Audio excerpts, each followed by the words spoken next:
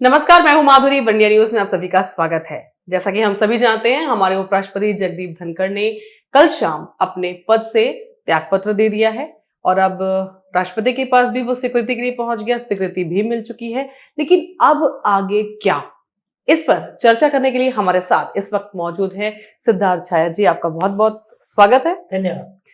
सिद्धार्थ जी, सबसे पहले तो आपसे जानना चाहेंगे कि त्यागपत्र देने के बाद अब संविधान में आगे के लिए क्या प्रावधान है? देखिए, दो प्रावधान हैं जी। एक तो संविधान में स्पष्ट रूप से इलेक्शन कमीशन को निर्देश दिए गए हैं कि अगर कोई राष्ट्रपति मिड टर्म में रेजिग्नेशन उपराष्ट्रपति दे देते हैं या उनकी मृत्यु हो जाती है जी। तो तुरंत ही उसके चुनाव कराए जाएं। जैसे कि हम और आप जानते हैं कि लोकसभा और राज्यसभा के मेंबर्स जो हैं वो नए उपराष्ट्रपति के लिए वोट डालते हैं। वो तब डालेंगे अगर एनडीए जो है वो अपना उम्मीदवार घोषित करेगा और सामने विपक्ष अपना उम्मीदवार घोषित करेगा तो चुनाव होगा, वरना सर्वसम्मति से नए उपराष्ट्रपति हमें मिल जाएंगे। दूसरी एक व्यवस्था ये है कि जब तक नए उपराष्ट्रपति न मिले तब तक, अभी राज्यसभा सेशन में है, आप हम जानते हैं, कल से ही शुरू हुई है, तो जो उपसभापति है या वाइस चेयरमैन है राष्ट्रपति, उपराष्ट्रपति जो राज्यसभा के होते हैं, वो पूरा कार्यभार संभालेंगे और उनकी एक पूरी कमेटी होती है। आप देखती होंगी अगर राज्यसभा की पूरी प्रोसीडिंग्स तो थोड़ी थोड़ी देर में बदलते रहते हैं, तो वो पूरा कार्यभार संभालेंगे।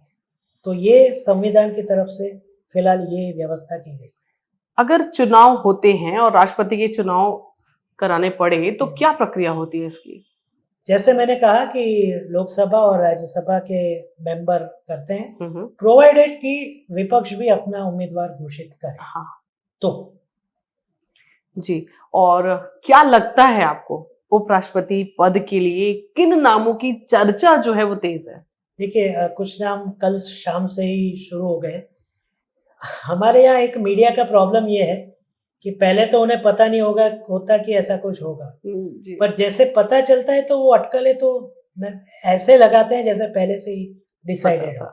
तो कल जैसे ये न्यूज़ आए, मेरे ख्याल से 9 साढ़े 9 बजे ब्रेक हुआ रात को, तो 15-20 मिनट में नीतीश कुमार का नाम सबसे पहले आ गया। ये सोचा भी जा सकता है नीतीश कुमार का नाम, क्योंकि अब इस साल के अंत में चुनाव है बिहार विधानसभा के। जी बिल्कुल। अब नीतीश कुमार की उम्र होती जा रही है और जैसे महाराष्ट्र में बीजेपी ने अपना कद बढ़ाया और छोटे भाई से बड़े भाई की भूमिका में आ गया, उसी हिसाब से बिहार में भी अब फिलहाल वही पोजीशन चल रही है। नीतीश कुमार की एक और गलती ये हो गई कि उन्होंने अपने बाद कोई किसी को बड़ा होने नहीं दिया।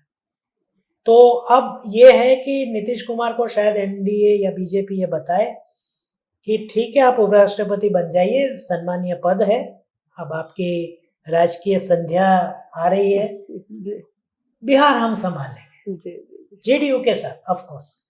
तो ये एक हो सकता है। दूसरे दो नाम है जिसपे मुझे कोई खास विश्वास नहीं है कि वो आ सकते हैं। एक तो शशि थरूर का है, अगर वो उपराष्ट्रपति बनते हैं तो अच्छे बनेंगे, उसमें कोई शंका को स्थान नहीं है, लेकिन जिस तरीके से उन्होंने ऑपरेशन सिंदूर के बाद काम किया, मेरे ख्याल से अगर वो उपराष्ट्रपति बनेंगे तो उनके हाथ थोड़े बंद जाएंगे, कुछ ही कार्य कर पाएंगे। प्लस उनकी जो बोलने की कला है, या तो उपराष्ट्रपति बनने के बाद वो काम वो नहीं कर पाएंगे। तो ये एक है, तो वो मेरे ख्याल से बहुत ही कम संभावना है। उससे भी कम संभावना जो एक और नाम का है वो जेपी नड्डा का है। जी।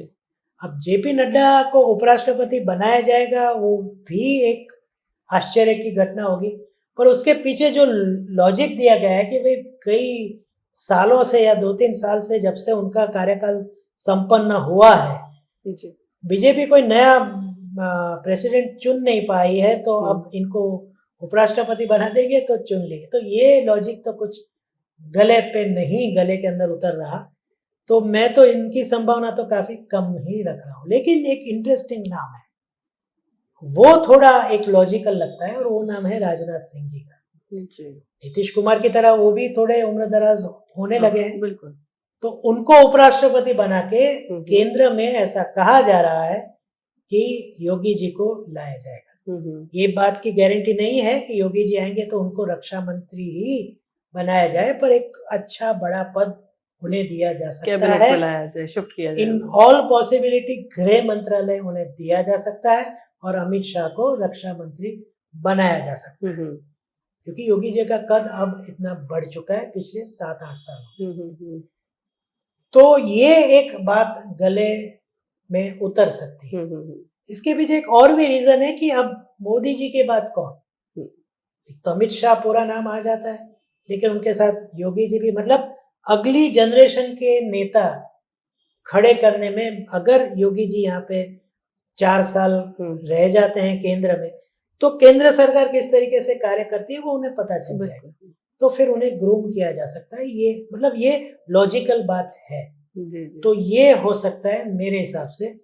तो राजनाथ सिंह बनेंगे उपराष्ट्रपति और योगी जी आए जाएंगे केंद्र, ऐसा लग रहा है, ऐसा हो सकता है। और बिल्कुल मतलब लग भी नहीं रहा है, जो नाम आए हैं इसमें से ये ज्यादा संभावना लग रही है, कन्विंसिंग है। तो अटकलों का बाजार तो पूरी तरह से गर्म है, लेकिन कुछ समय हम रुकते हैं और 2 दिन में शायद तस्वीर पूरी तो साफ हो जानी चाहिए। और एक मैं और अंत में ऐड करना चाहूंगा कि जैसा नरेंद्र मोदी और अमित शाह की स्टाइल रही है, जी, जिस दिन नॉमिनेशन का लास्ट डे होगा उसके लास्ट घंटे में कोई ऐसा नाम आ जाएगा कि हमें लगा कि अरे ये तो कहीं था ही नहीं एक्चुअली।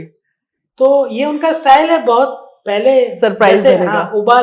वो चाय पत्ती उबालते हैं और फिर गैस बंद कर देते हैं। जी। तो ये उनका स्टाइल है, तो क्या वो स्टाइल फिर से देखने को मिले? तो बस 2 दिन में शायद कुछ नया सरप्राइज मिल जाए, या जैसे इलेक्शन नामों में से कोई जैसे ही डिक्लेयर हो हमें पता चल जाएगा बिल्कुल कि क्या होगा। तो थोड़ा सा धीरज धरने की जरूरत है, और 2 दिन में शायद सारी तस्वीर जो है वो साफ हो जाएगी।